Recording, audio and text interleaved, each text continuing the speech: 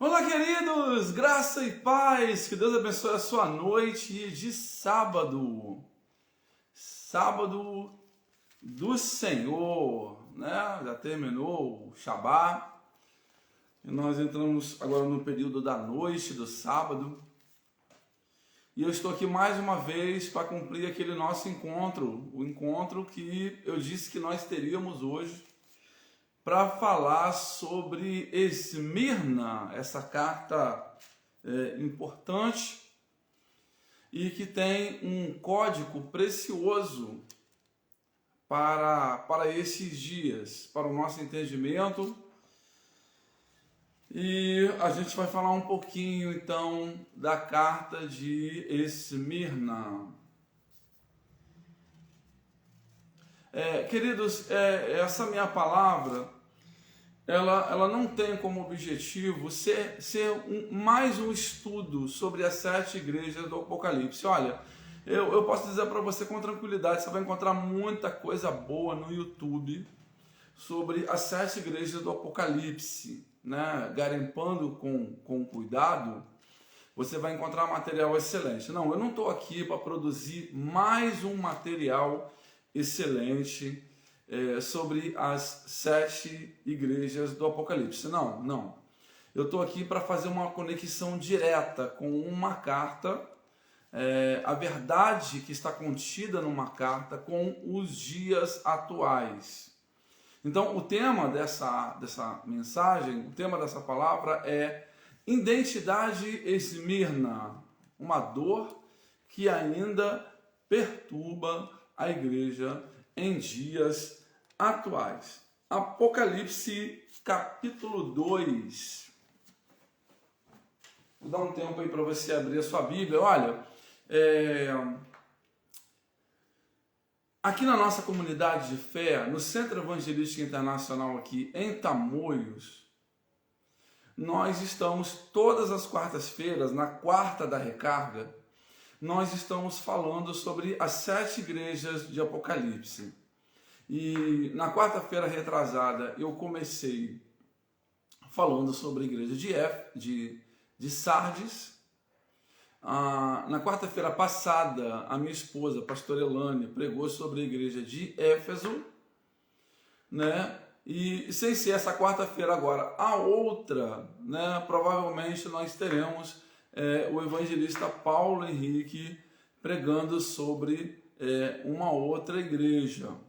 Então, nessas próximas quartas-feiras, no Sei Tamoios, se você quiser estar conosco e aprender mais sobre as igrejas de Apocalipse, você pode vir e participar então da nossa reunião, quarta-feira, às 19h30. Pastor, aonde é o Sei Tamoios que eu quero saber? Irmãos, o Sei Tamoios fica no coração do bairro Aquários, Avenida Independência, né? Que são as grandes avenidas que cortam todo o distrito de Tamoios. Elas ladeiam a rodovia Amaral Peixoto do início ao fim. Avenida Independência 333, nós estamos quase ali de frente para também querida Segunda Igreja Batista em Aquários, né? Quase de frente mesmo. A Igreja Batista fica no lado praia e nós ficamos do lado oposto, né? Nós estamos na Sobreloja, é uma loja em cima da afamada e querida também loja do nosso irmão Hélio e da irmã Ieda, né? Uma loja de antiquários que tem móveis antigos maravilhosos. Essa semana eu estive lá conversando com ele, vendo um móvel que tem 100 anos. Aliás, esse móvel já foi até comprado por uma família de Minas Gerais, né? Que esse móvel vai ser despachado. Um móvel de cozinha de madeira maciça, madeira de lei. Um móvel lindo. Então, em cima da loja de móveis antigos do irmão Hélio, nós estamos com a nossa congregação, novo endereço, né? Avenida Independência 333.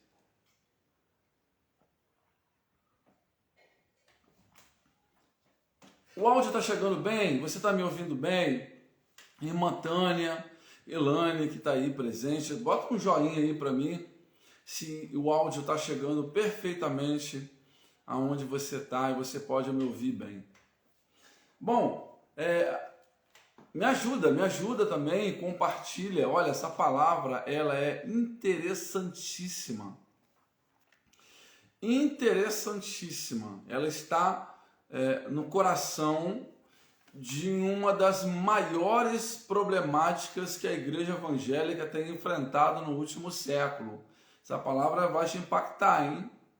Ela vai te impactar e ela vai mexer com a entranha de muita gente, porque ela está no centro de uma das maiores problemáticas da igreja evangélica no último século. Pois bem, Apocalipse capítulo 2. Apocalipse capítulo 2. Obrigado, irmã Tânia, obrigado pelo retorno, muito obrigado. Apocalipse capítulo 2, a partir do versículo de número 8. Segunda carta à igreja em Esmirna. Diz assim, essa talvez uma das mais curtas cartas de Cristo às 7 igrejas da Ásia. Diz assim: e ao anjo da igreja em Esmirna escreve, isso diz o primeiro e o último que foi morto e reviveu. Glória a Deus. Conheço as tuas obras, e tribulação e pobreza, mas tu és rico. E a blasfêmia dos que se dizem judeus, e não o são, mas são a sinagoga de Satanás. Nada temais das coisas que há de padecer. Eis que o diabo lançará alguns de vós na prisão, para que sejais tentados, e tereis uma tribulação de 10 dias. Sê fiel até a morte, e dar-te-ei a coroa da vida. Quem tem ouvidos, ouça o que o Espírito diz às igrejas.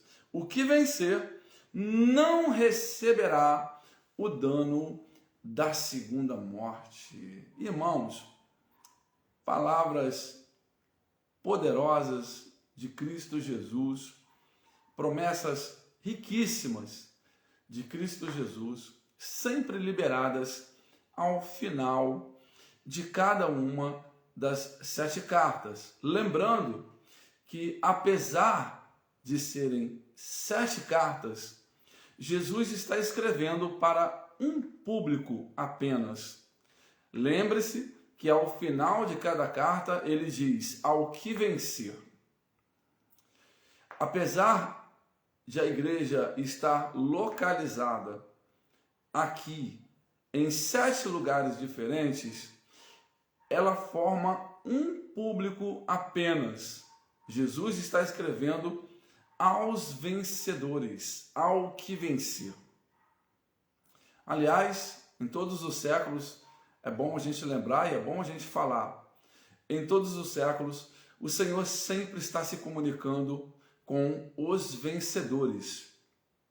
Perdedores são aqueles que já desistiram da fé. Perdedores são aqueles que foram vencidos pelas suas paixões e lá se encontram escravizados. Quanto a nós que estamos militando, né, os olhos de Cristo nos veem de outra maneira. Aliás, esse olhar de Cristo, sempre único, ele é descrito aqui também nessa carta de Esmirna.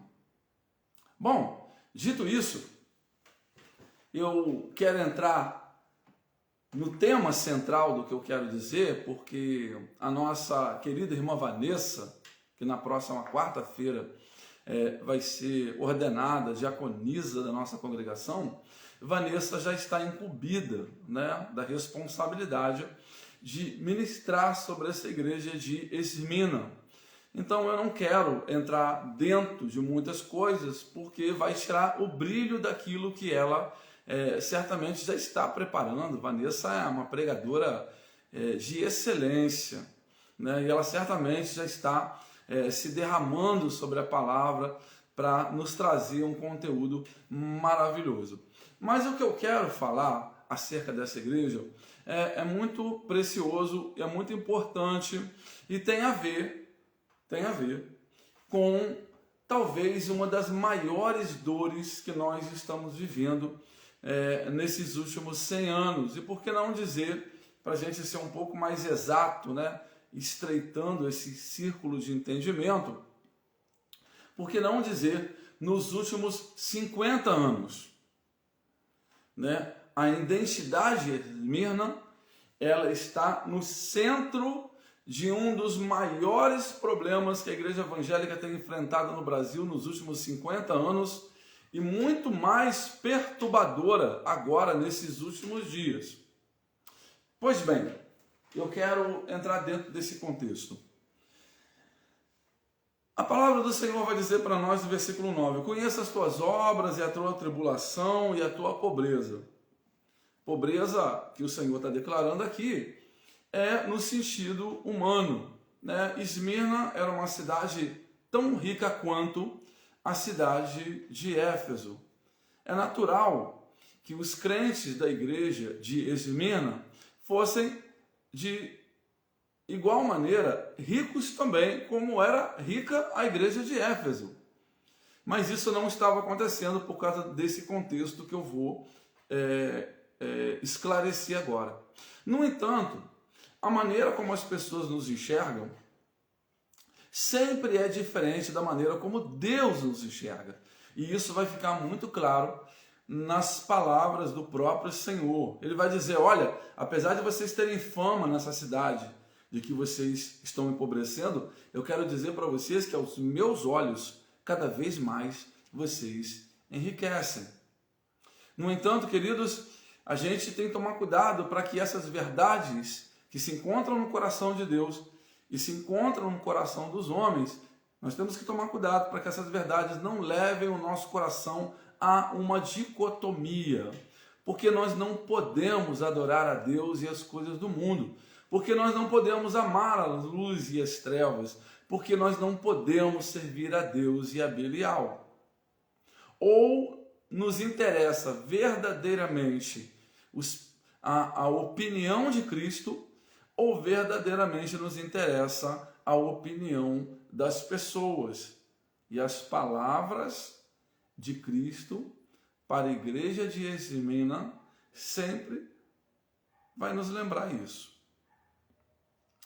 Pois bem, ele continua dizendo, e aqui está o centro da problemática da igreja de Esmirna e dos dias atuais.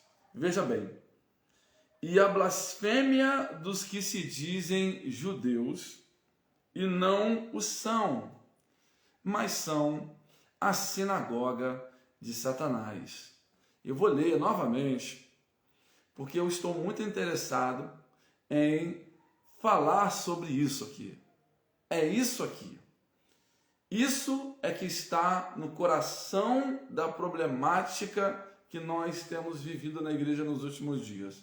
Veja bem, e a blasfêmia dos que se dizem judeus e não são, mas são a sinagoga de Satanás. Irmãos, todas as vezes em que a questão judaica surge no livro de Atos, todas as vezes em que a questão judaica surge nos evangelhos, todas as vezes que a questão judaica vai surgir aqui, nós sempre estaremos diante da problemática da identidade.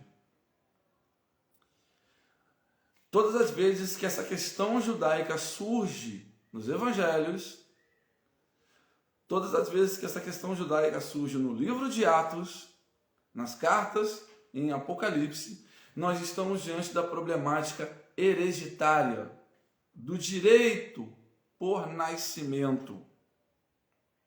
Ora, nós sabemos, por causa da história, por causa dos apóstolos, por causa dos pais da igreja, e por causa de tudo aquilo que ficou registrado para nós, em mais de 5.000 documentos do primeiro século, nós sabemos que a igreja sempre teve problema com o judaísmo em alguns lugares. Em alguns lugares esse problema era muito intenso.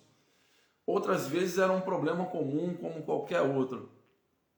Mas em Esmirna, a questão da identidade, a questão do direito por nascença, a questão do direito por nacionalidade se tornou uma causa de perturbação tão grande que pelo próprio Senhor Jesus foi definido como um problema verdadeiramente diabólico. O Senhor diz, olha, a blasfêmia dos judeus, daqueles que habitam na sinagoga de Satanás. Nós devemos lembrar também, e é sempre bom a gente lembrar e a gente falar, que por mais que uma instituição tenha origem divina, se os homens afastarem ela de Deus, ela pode facilmente se tornar numa ferramenta diabólica. Veja bem, a sinagoga foi uma ideia de Deus. Provavelmente, quem começou esse projeto das sinagogas foi Esdras, o sacerdote Esdras, logo depois do retorno do cativeiro dos judeus que estavam na Babilônia. A gente não pode falar da origem divina das sinagogas, mas em algum momento, por causa do distanciamento do coração dos homens, a sinagoga se tornou uma questão do inferno, uma questão do diabo. Pastor, mas isso é muito duro. Então vai reclamar com o Senhor, porque quem está chamando a sinagoga de Satanás é o próprio Senhor Jesus. Irmãos, não é porque a minha igreja, não é porque a sua igreja, não é porque qualquer igreja tenha reconhecidamente nascido de Deus, que ela é impecável, que ela é infalível. Se os homens que dirigem essa instituição se afastarem de Deus, ela pode rapidamente deixar de ser uma questão divina para se tornar também uma problemática do diabo. Todas as vezes em que nós estamos diante da questão judaica, nós estamos diante da problemática do direito por nascença. Veja bem, em alguns grandes embates de Jesus com os judeus, principalmente lá no Evangelho segundo São João, lá por volta do capítulo 6, 7 e 8, eles dizem assim, olha, nós nunca fomos escravos, nós somos descendentes de Abraão. Jesus falou assim, grande coisa ser descendente de Abraão. Se Deus quiser, dessas pedras, Deus pode levantar descendência para Abraão. A questão da chateação, do aborrecimento judaico, sempre tem a ver com a questão do direito hereditário, da hereditariedade. É disso que o Senhor está tratando aqui nessa segunda carta. Como eu falei, eu não vou entrar dentro dessa questão, não vou fazer um panorama. Esse aqui não é um estudo das 7 igrejas do Apocalipse, mas é uma palavra conectiva para ligar uma verdade que está nessa carta com a perturbação que nós temos vivido nesses dias no Brasil. E agora então eu vou falar o que eu quero. Você sabe qual é o poder que tem guardado a integridade da igreja no seu passeio pelos séculos? Você sabe qual é o poder que tem guardado a integridade da igreja no exercício das suas atividades? O poder que tem guardado a igreja em todos esses séculos é o poder que está contido no novo nascimento. Veja bem, João capítulo 1, versículo 12. E ele veio para o que eram seus. Os judeus, esses judeus que estão blasfemando e que, quando se reúnem, formam uma sinagoga de Satanás na igreja de Esmirna. Ele veio para o que eram seus, mas os seus não o receberam. Mas todos quanto o receberam, deu-lhes o poder de serem feitos filhos de Deus. Palavras do apóstolo São João no seu Evangelho, capítulo 1, versículo 12. Queridos, o poder que guarda a santidade, a integridade e a pureza da igreja, ela está no novo nascimento. E eu quero chamar a sua atenção porque o que estava acontecendo em Esmirna é o que tem nos perturbado por pelo menos nos últimos 50 anos, que se chama a problemática do segundo nascimento. Pastor, abre isso aí para a gente poder entender. Então, Cristo confiou à igreja sua pureza, sua verdade, seu poder, sua missão, seu propósito ao novo nascimento. Mas o que tem perturbado a igreja nas últimas décadas, e particularmente nesse presente ano, porque nesse ano de 2024, irmãos, como a igreja brasileira tem sido perturbada por escândalos diversos, em diversos lugares, escândalos em diversas lideranças de diversas naturezas. Todos esses escândalos e todas essas perturbações que têm nos atingido como corpo de Cristo, como arraial evangélico, residem na identidade esmirna, que é o problema da hereditariedade, o problema do segundo nascimento. Eu posso colocar assim: o problema de Esmirna é o problema do segundo nascimento. Olha, eu posso colocar o meu pé sobre o seu pescoço, porque eu sou descendente de judeus. Verdadeiramente eu sou descendente de Abraão. Olha, eu posso perseguir essa sua reuniãozinha, essa sua igrejinha, porque eu sou descendente de Abraão, de Isaac e de Jacó. Olha, eu posso fazer o que eu quiser, porque eu tenho sangue judeu, porque o meu pai era judeu, porque a minha mãe era judia, porque o meu avô era judeu. Todos nós somos judeus de nascença, e isso me dá o direito de perseguir você, de entregar você para as autoridades romanas, para que você seja morto, para que você seja perseguido, para que você seja queimado também no fogo, como foi Policarpo. Policarpo, que foi bispo de Esmirna. Veja bem, abra os seus olhos um pouquinho, dá um Google, que você vai perceber que no centro dos últimos escândalos que tem assolado a igreja, principalmente nesse ano, você vai encontrar o problema do segundo nascimento. As grandes perturbações, inclusive perturbações que não parecem ser perturbações. As grandes perturbações que a igreja evangélica tem enfrentado no Brasil nas últimas décadas, e em particular nesse ano de 2024, estão concentradas no segundo nascimento. Pastor, quem tem trago as maiores perturbações para a igreja nos últimos anos?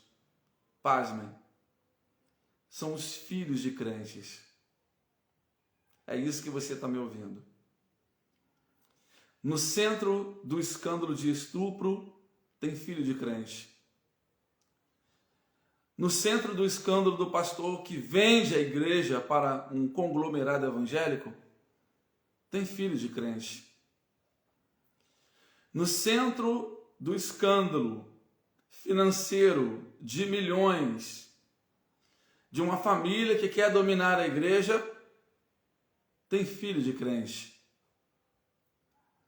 de pastores que ameaçam pastores que são líderes de campo, para que o campo daquele pastor seja vendido para aquela denominação.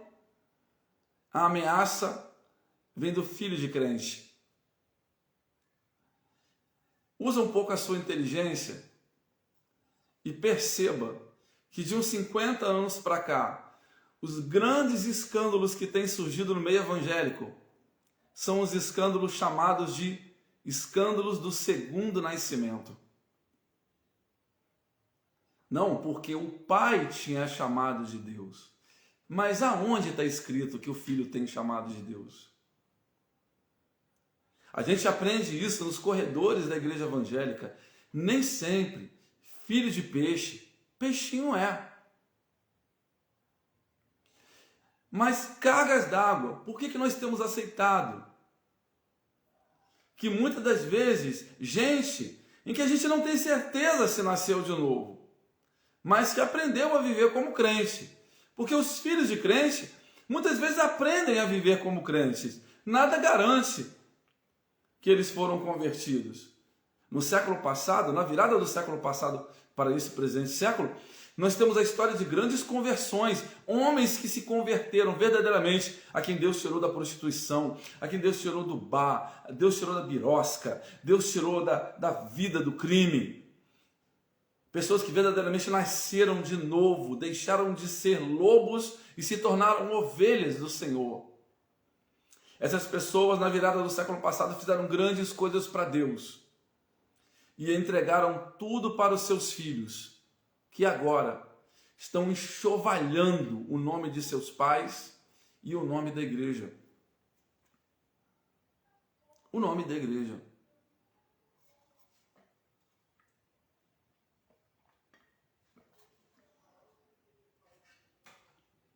No centro da problemática de Esmirna está a questão do segundo nascimento. Olha, nós temos, preciso falar isso com cuidado, nós temos algumas lideranças de vulto nacional que não passam um mês sem falar algum tipo de besteira grandiosa e absurda. O que essas lideranças têm em comum? São filhos de crente. A problemática do segundo nascimento.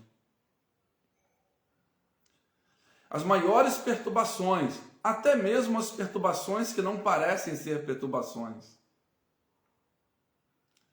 estão sendo geradas no seio da igreja por aqueles do segundo nascimento. O segundo nascimento sempre foi um problema para o coração da igreja, porque a igreja foi confiada a quem nasceu de novo. Olha, a palavra que o apóstolo São Paulo usa quando ele chama Tito e Timóteo de filhos, a palavra no grego é órfão que perdeu o pai. Espiritualmente falando, Paulo assume a paternidade de Timóteo e assume a paternidade de Tito. Eles são filhos, mas são filhos espirituais, eles não são filhos da carne e do sangue. Querido, nada nos garante. Aliás, a história recente está mostrando que não. Nada nos garante que um pai, ao confiar a igreja evangélica para o seu filho, vai dar certo. A história está nos mostrando que não está dando certo. Oh, querido, se nós pudéssemos ao menos chegar perto de alguns nomes, se nós pudéssemos ao menos falar sobre algumas situações aqui abertamente, sem o risco de sermos processados, perseguidos, ou até mesmo sofremos tentativa de morte, você certamente teria a sua memória mais refrescada. Mas eu creio que você é uma pessoa inteligente e de posse dessa palavra você vai na sua mente e no seu coração fazer as suas próprias conexões. Deveria ter no estatuto de todas as igrejas evangélicas em geral uma cláusula que obrigasse a igreja a reconhecer o novo nascimento, não o segundo nascimento. É claro, querido, é claro que toda regra tem exceção. Eu conheço alguns filhos de crentes que são incríveis. Eu conheço alguns filhos de crentes que são fantásticos, assim como eu também espero que os meus um dia também o sejam. Eu conheço alguns filhos de crentes que fazem coisas maravilhosas, crentes que pegaram o nome de seus pais, crentes que pegaram a honra dos seus pais e amplificaram o legado, multiplicaram o legado. Bom, como um exemplo positivo, eu posso aqui dar um nome, né, porque ela é da minha geração, Ana Paula Valadão. Querido, o nome Valadão ainda é um nome que inspira respeito. Mas a Ana, ela pegou o sobrenome da sua família e ela amplificou isso numa capacidade, irmãos, que não dá nem para mensurar. Basicamente, diante do ministério, diante do trono, a Ana tornou esse nome, que já era um nome celebrado, ela tornou esse nome Valadão quase num sobrenome lendário. Mas a Ana Paula Valadão, ela é uma raríssima exceção. Uma das raríssimas exceções. O que nós temos visto é que o segundo nascimento, querido, de um tempo para cá, só está trazendo perturbação para a igreja. Só está trazendo perturbação para a igreja, querido. Aí você fala assim, pastor, por que você fala isso com tanta naturalidade e com tanta liberdade? Porque, querido, eu posso falar porque a minha igreja não sofre dessa problemática. O Centro Evangelístico Internacional, né, que é uma igreja que foi fundada pelo querido pastor Custódio, né, que nos deixou em 2012, é uma igreja que ela é liderada por uma junta de pastores, um corpo pastoral. É claro que durante toda a sua vida, né, isso é amplamente documentado, amplamente conhecido, amplamente celebrado, durante toda a sua vida, pastor Custódio investiu da sua fortuna pessoal na igreja. Aliás, pastor Custódio Rangel Pires, nos 100 anos da Assembleia de Deus no Brasil, foi considerado um dos 100 nomes do pentecostalismo desse último século. Não à toa, não por acaso, não debalde. Quando o pastor Custódio nos deixou, outros pastores, gente que não era seus filhos, assumiram a liderança do Centro Evangelístico Internacional.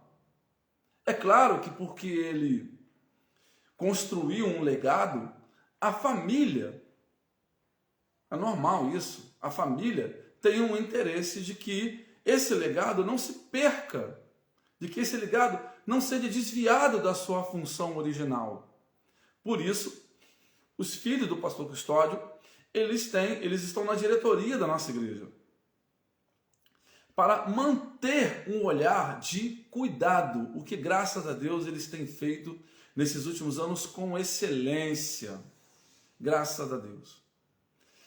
Os filhos do nosso querido pastor Custódio não precisam do dinheiro da igreja, nunca precisaram e nunca tiraram um centavo sequer do caixa da igreja para fazer nada, nunca precisaram, assim como o pastor Custódio também nunca precisou do dinheiro da igreja para fazer nada.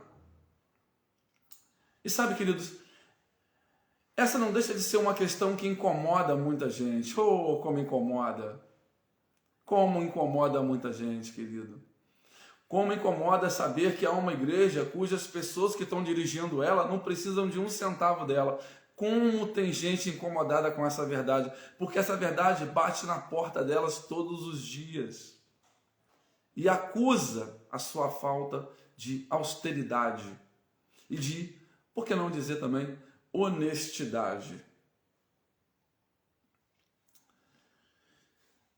A identidade Esmirna, a problemática da identidade Esmirna é a problemática dos dias atuais. Eu quero, se você tiver um tempo essa semana, pega uma folha de caderno e dá um Google. Bota assim, escândalos da igreja.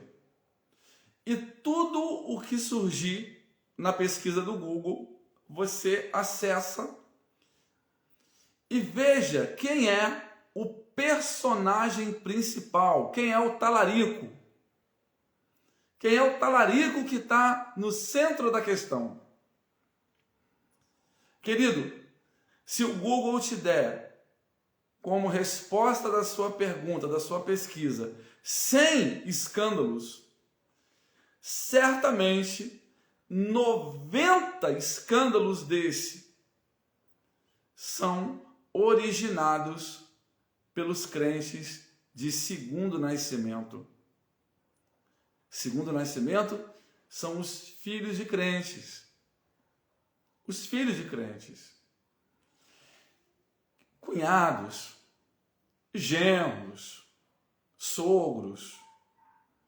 Querido, isso está no centro daquilo que tem causado mais dor e mais dano para a igreja evangélica nos últimos anos. Olha, eu quero despertar a tua consciência para que você seja um multiplicador dessa verdade nesses dias. Porque eu vou transformar essa live num comentário que vai para o meu blog. O blog, que você já conhece, Grãos de Entendimento, tem muito material meu lá sobre Apocalipse, e logo depois esse comentário que eu estou falando aqui para vocês, ele vai para o meu blog também. Sabe, queridos, essa questão, a igreja ela foi confiada aos que nasceram de novo. Pastor, quem é que tem que governar a igreja? Quem nasceu de novo. Quem é que tem que estar na liderança da igreja? Quem reconhecidamente nasceu de novo e foi chamado para ser pastor. Mas alguns homens, e esse é um problema muito brasileiro, que é a preocupação com a biografia pessoal. Irmão, como esse problema nos machuca e nos adoece geração após geração. Alguns homens são usados por Deus e aí, preocupados que o seu nome suma da história, eles entregam a igreja que eles fundaram, que eles começaram, a seus filhos. E os filhos jogam o nome dos seus pais e dos seus avós na lama, na imundície. A igreja, a verdadeira igreja de Jesus, ela precisa ser confiada a quem nasceu de novo, não ao segundo nascimento. Enquanto esse negócio de igreja ficar passando de pai para filho, de filho para neto, a gente vai continuar tendo perturbações eclesiásticas profundas. Porque o que mais tem nos perturbado nos últimos dias são as perturbações eclesiásticas toscas, que a gente acaba recebendo por herança, dessa coisa maldita que vem de avô para pai, para filho, para neto. Porque nós estamos abrindo mão da regra principal. Igreja é coisa de quem nasceu de novo, não coisa de segundo nascimento. Como eu falei, guardada as devidas proporções. Quando você vai olhar para os filhos de Billy Graham, o trabalho incrível que o Franklin né, o pastor Franklin tem feito, né, ele também, a exemplo da Ana Paula Valadão, ele amplificou, ele tem feito um trabalho incrível sobre essa bandeira, né, esse nome famoso, afamado, que o seu pai deixou para ele por herança. Pois bem, né, eu acho que eu já... deve ser coisa da internet. Jesse, deve ser coisa da internet. Né? Para esse vídeo não ficar muito longo. Irmãos, oremos. Oremos. Sabe, me ajuda compartilhando essa live. Olha, se a gente fizer o nosso trabalho de esclarecimento e compartilhar com um amigo, e isso chegar no coração de quem precisa chegar, de repente, nesse tempo ainda, a gente consegue fazer uma revolução, uma nova reforma. Uma nova reforma. Igreja é coisa de quem nasceu de novo, querido. Igreja não é coisa que deve obrigatoriamente passar de pai para filho. Se o camarada está tão preocupado com o nome dele, então que ele crie um mecanismo, que ele crie, sei lá, alguma coisa, que ele escreva um livro. Ele escreva um livro, então. Não existe legado mais precioso para um pastor do que escrever um livro. Eu já escrevi 3.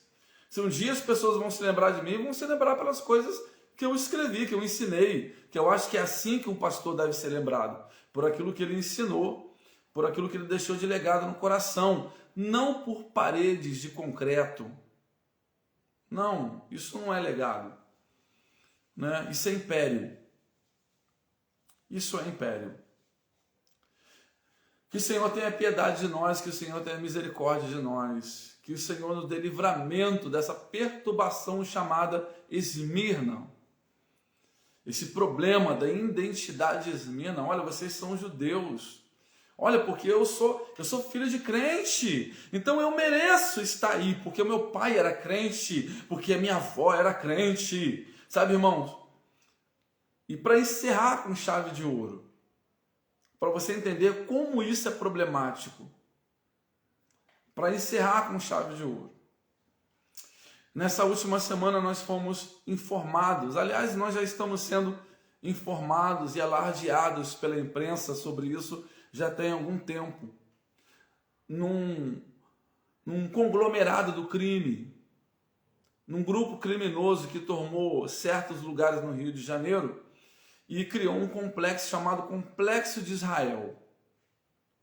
O ano passado, esses traficantes, em que o grupo Bandeirantes faz questão de dizer que são traficantes evangélicos, como se eles fossem para a igreja, como se eles tomassem Santa Ceia, como se eles saíssem para fazer evangelismo, sabe, irmãos? Como se eles tivessem uma vida assim, uma Bíblia debaixo do braço e um fuzil debaixo da outra. O grupo Bandeirantes diz: os traficantes evangélicos do Complexo de Israel, o ano passado, fecharam mais de 40 terreiros de Umbanda ali naquelas imediações. E essa semana agora, passada, nós fomos informados que esse grupo também começou a fechar igrejas católicas. O mesmo grupo Bandeirantes, que sempre faz questão de alardear isso, sabe, irmãos, como uma forma de denegrir o público evangélico, como se nós fôssemos um bando de patetas e idiotas que não soubéssemos a diferença entre uma arma e uma Bíblia. Esse mesmo grupo Bandeirantes, então, alardeou. Os traficantes evangélicos estão mandando fechar as igrejas católicas. E aí, falaram o nome do líder, o vulgo, o camarada chamado Peixão. Peixão. O Peixão, que é o comandante ali daquele conglomerado do crime, né, do complexo ali de Israel, parece complexo da Pedreira, alguma coisa assim. Dá um Google aí que depois você vai ver. Proibiu, deu uma ordem, proibiu.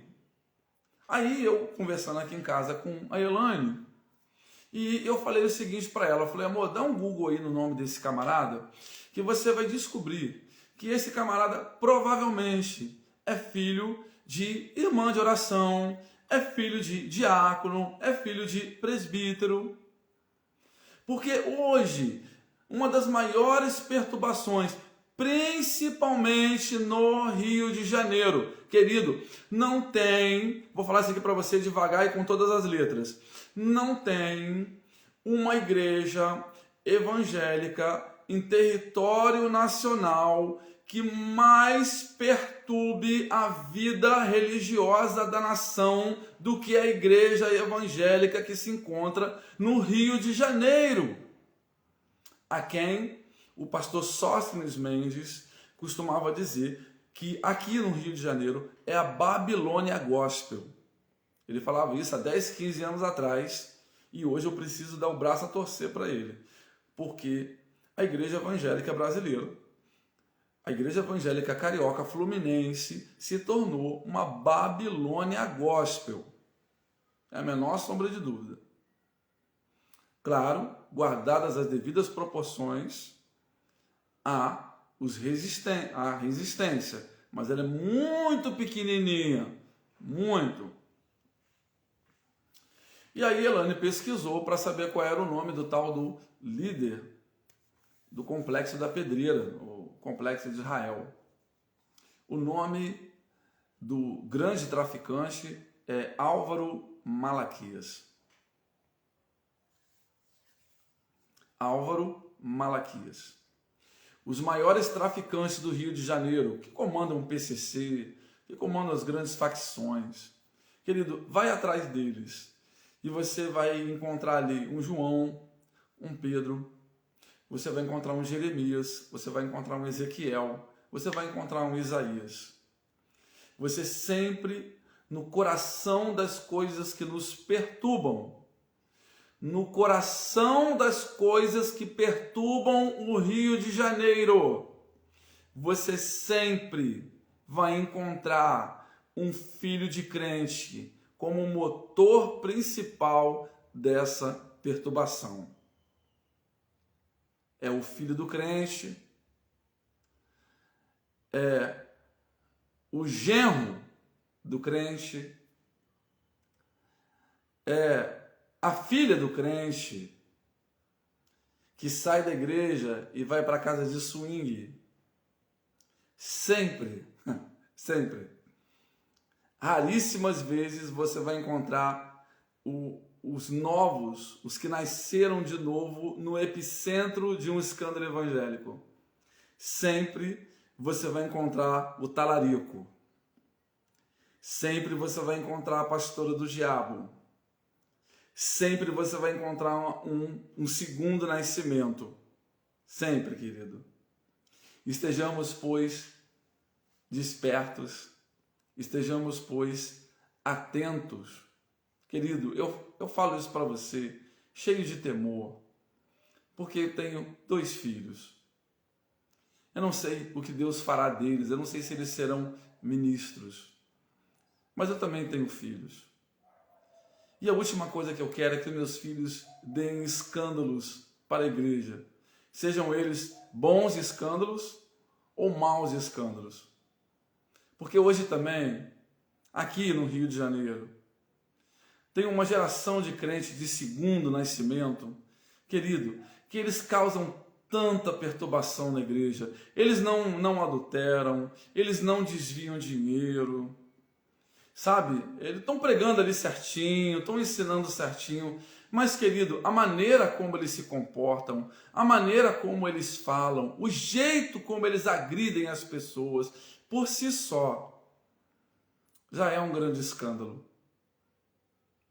E ao servo do Senhor, aqueles que nasceram de novo entendem isso. E aos servos do Senhor, não convém contender, mas sim ser mansos para com todos. Mansos para com todos. Mansos para com todos. Aptos para ensinar, sofredores. Palavras do apóstolo São Paulo para Timóteo, na sua segunda carta, se não me engano, no capítulo 2, talvez versículo 24. Olha, um beijo no seu coração. Sejamos, pois, a Jesus leais e ao seu real pendão. Um excelente domingo para você, que Deus te abençoe a sua casa. Querido, eu sou crente de primeira geração, tá bom? Eu não sou de segundo nascimento, não, eu sou de novo nascimento. Tá? Na minha família não haviam crentes antes de mim. Né? Haviam lá atrás, mas eu não tive conexão com eles, não tive ligação com eles. Eles não me colocaram em lugar nenhum. Morreram, talvez até quisessem fazer isso, mas morreram antes de poder fazer. Né? Minha avó era crente fiel da Assembleia de Deus de Campo Grande, Cariacica. Né? Mas a minha bisavó morreu antes que pudesse deixar um legado no meu coração. Mas as orações dela certamente me alcançaram. O clamor, a intercessão dela certamente alcançou a mim e aos meus primos e aos seus demais descendentes, porque eu não sou o único crente na minha família, há muitos outros, também fazendo coisas boas. Cuidado, porque se você não vigiar, a identidade Esmirna acaba pegando em você também. Olha, excelente domingo, que Deus te abençoe, um rico final de semana para você. Quero terminar essa live convidando você para estar quarta-feira conosco no Sei Tamoios, no Aviva Sei. Um Aviva Sei vai ser uma festa, vários pastores, vários convidados. Aviva Sei, ordenação de obreiros. Vai ser uma festa maravilhosa, quarta-feira, dia 17, em que eu também faço aniversário de casamento. Quarta-feira, dia 17, vem estar conosco no Sei Tamoios, Aviva Sei, também completando 3 anos de reabertura do trabalho aqui em Tamoios. Vem estar com a gente, vai ser olha, eu vou ficar muito honrado em ter você conosco nesse dia aqui em Tamoios, quarta-feira, 19h30, Aviva Sei. Pessoas bonitas, beijo no coração de todos vocês.